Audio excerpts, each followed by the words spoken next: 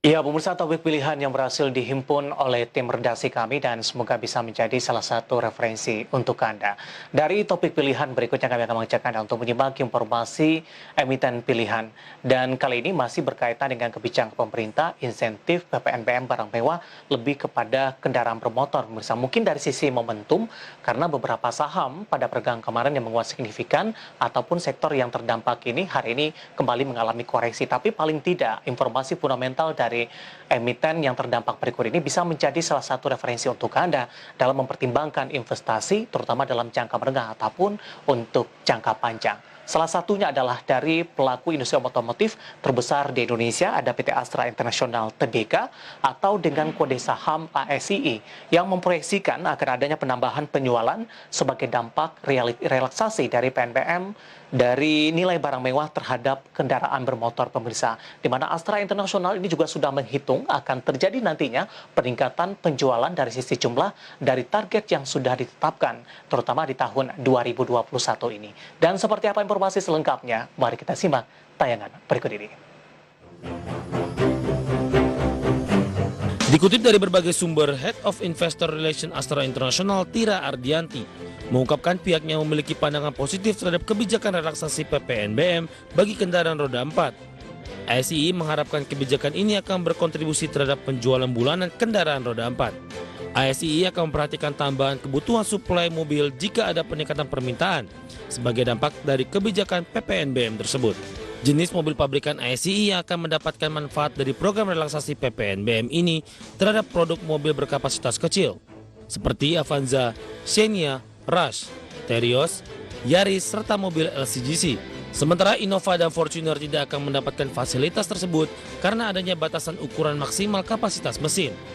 Mobil pabrikan ASII pun akan mengalami penurunan harga, yakni penurunan berkisar 6-7% dari kalkulasi harga berdasarkan harga pabrikan serta penurunan harga sedan.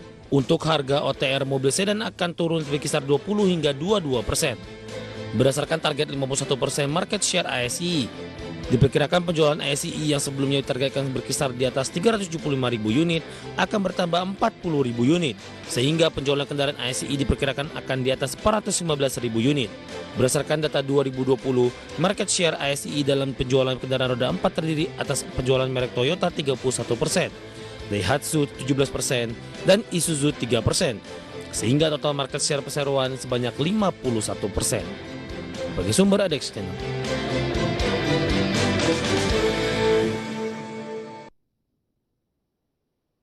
Dari informasi fundamental Astra International berikutnya, kami akan mengajak Anda untuk melihat bagaimana pola pergerakan secara teknikal intraday trading dalam beberapa bulan terakhir, kemudian juga dari sisi valuasi.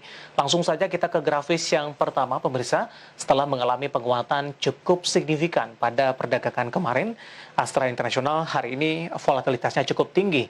Dibuka di sesi pertama pada pagi tadi di 5.625, kemudian mengalami koreksi cukup dalam pada pukul 10 di level 5.575, sampai dengan posisi penutupan sesi pertama di perdagangan hari ini.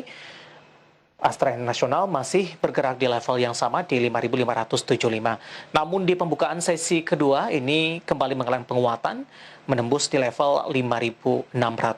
Sementara pada penutupan perdagangan di sesi kedua hari ini, saya akan coba update. Ini melemah di 0,45% dan ditutup di level 5.575. Sementara level tertinggi di sepanjang perdagangan hari ini di 5.675, pemirsa, sementara level terendahnya ada di 5.550.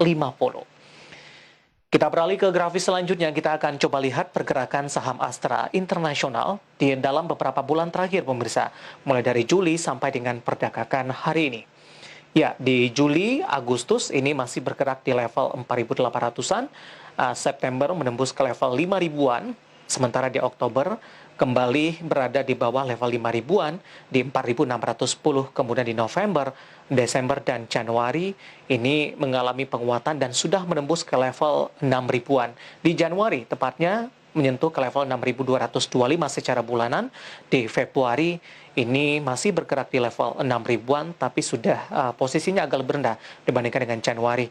Sementara di perdagangan hari ini, di penutupan sesi kedua di 5.575 pemirsa, melemah di 0,45%. Sebenarnya di luar dari grafis yang dapat Anda saksikan juga di layar televisi Anda, kalau kita bandingkan, kalau kita kaitkan juga dengan topik kali ini, pasang surut indeks harga saham gabungan di 1 tahun COVID-19 pemirsa di Indonesia, ketika indeks harga saham gabungan mengalami tekanan yang cukup dalam pada waktu itu, harga saham dari Astra International ini sempat mengalami koreksi yang cukup dalam. Nah, kalau kita bandingkan dengan posisi saat ini, penguatan dari Astra International sudah cukup signifikan meskipun belum menyentuh ke level tertinggi sebelumnya dalam beberapa waktu terakhir, tepatnya di 6 dan 7 ribuan. Kita beralih ke grafis selanjutnya, kita akan coba lihat dari sisi valuasi, apakah masih menarik atau tidak. Indikator pertama adalah dari posisi PER, Price to Earning Ratio dari Astra International ada di kisaran 13,96 kali, sementara posisi Price Sales Ratio atau PSR di 1,29 kali. Indikator lainnya ada dari sisi PBV, Price Book Value Ratio ada di kisaran 1,45 kali, sementara posisi Price Cash Flow Ratio atau PCFR ada di kisaran 5,99 kali. Kombinasi secara fundamental, teknikal, kemudian juga dari sisi valuasi, dan semoga bisa menjadi referensi untuk Anda dalam mengambil keputusan investasi, dan lagi-lagi keputusan investasi tetap ada di tangan para investor dan trader pasar modal Indonesia.